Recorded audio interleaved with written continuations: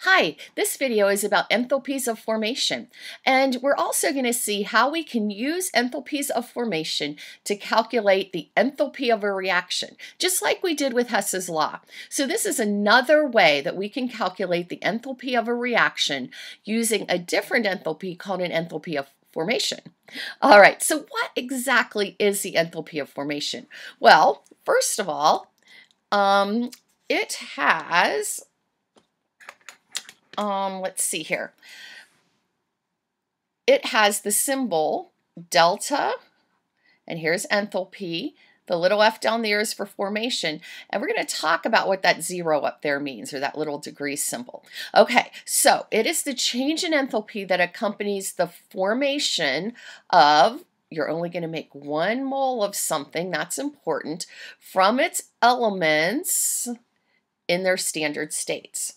All right, so let's see what that means. First of all, let's talk about that degree symbol and what it means to be in standard state when we're talking about thermochemistry. Standard state means, well, our pressure is the normal 1 atmosphere. Temperature in standard state, so we're not talking about standard temperature and pressure, this is called standard state for thermodynamics, is 25 degrees Celsius, and the solution has to be 1 molar.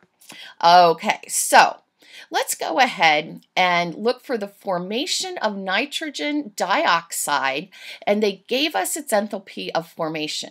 Now remember, the enthalpy of formation, sometimes called the heat of formation, you form 1 mole, of it, and you are always using the elements in their standard state.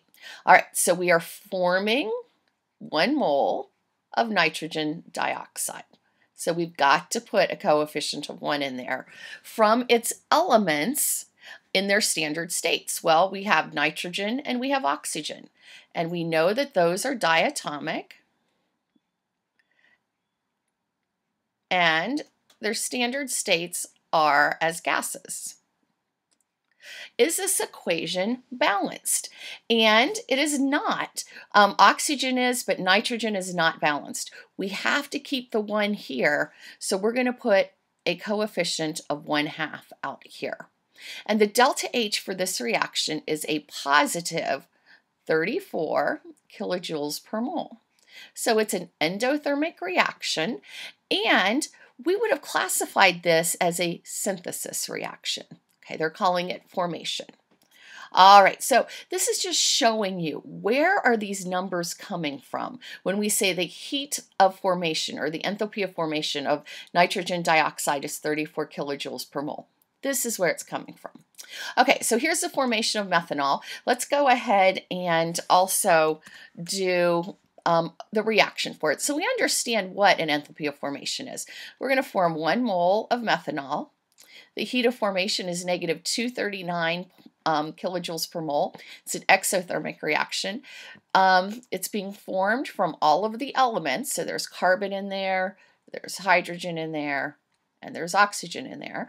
And we know our diatomics. Carbon is balanced. Hydrogen, we need a 2 here, and oxygen is balanced. So that would be the balanced equation for this heat of formation. The delta H for this reaction is negative 239 kilojoules per mole. Okay, so now we're going to go back to the enthalpy of the reaction, delta H0 of the reaction. And we're going to calculate it not using Hess's law this time, but using the standard enthalpies of formation. And so there are tables and tables with enthalpies of formation of all kinds of different things. It's usually an appendix in a textbook. I use a table online, or sometimes, or a lot of times, they're just given to you in a problem.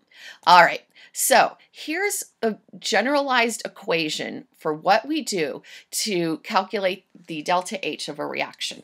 So first of all, this is the enthalpy of a reaction is equal to this thing. It should look familiar from math class. It means the sum of, and that N is the coefficient from the the coefficient from your balanced equation.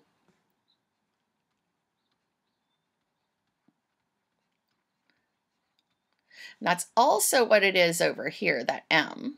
Okay, so it is the sum of, so you're going to add together all of the heats of formation of the products, remembering to multiply by the coefficient in the balanced equation, minus the sum of, don't forget the coefficient, the heats of formation of the reactants.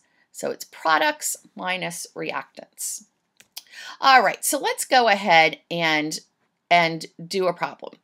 And we're going to calculate the enthalpy of a reaction using standard enthalpies of formation. And here's our reaction down here.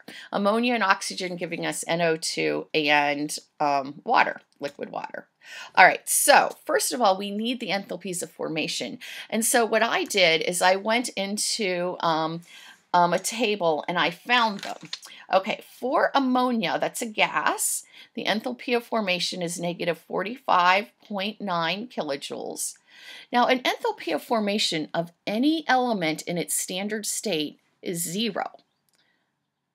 Okay, nitrogen dioxide has a standard enthalpy of formation of 33.2 kilojoules per mole.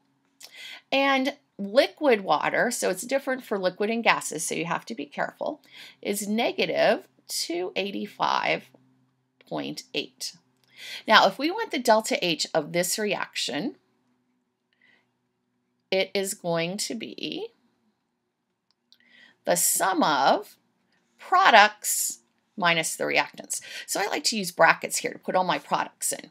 So my products, we have 4 and our nitrogen dioxide, plus, remember, it was the sum of all the products, 6, and then water was negative 285.8. There we go. That is the sum of the products minus, and I always make my minus sign giant, and now we need the sum of the reactants. Well, the oxygen is 0.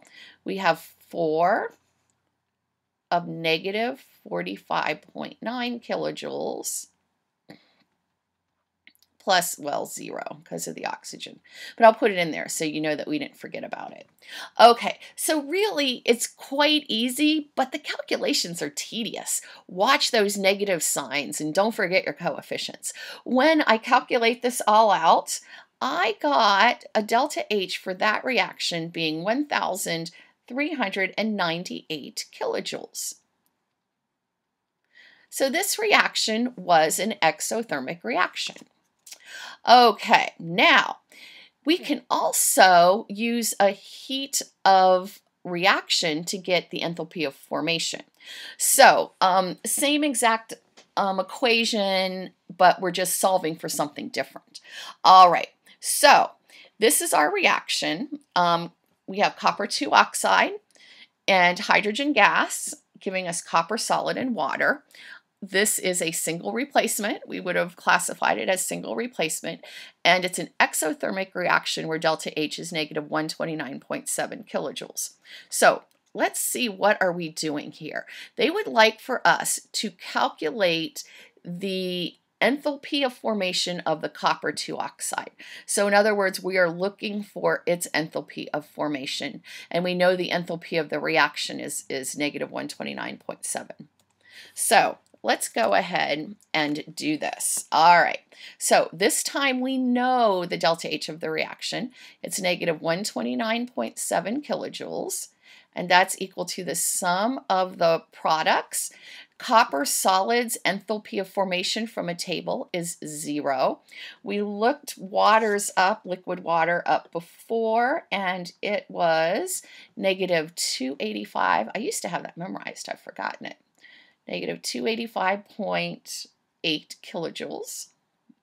All right, and hydrogen would be 0 here because it's also an element. So our enthalpy of our reaction is equal to the sum of the products. So 0 plus a negative 285.8. So see how that's the sum of the products minus, and we want to know copper oxide's enthalpy of formation, plus, well, hydrogen is 0. This reaction was kind of nice because there was no coefficients. It's all a 1. All right, and so when I solve for the enthalpy of formation of copper 2 oxide, I get a value of negative 156.1 kilojoules per mole as my answer.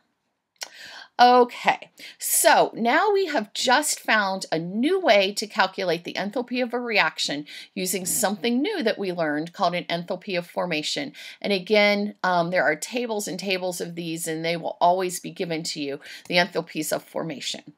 All right, we're going to practice this, of course. Bye.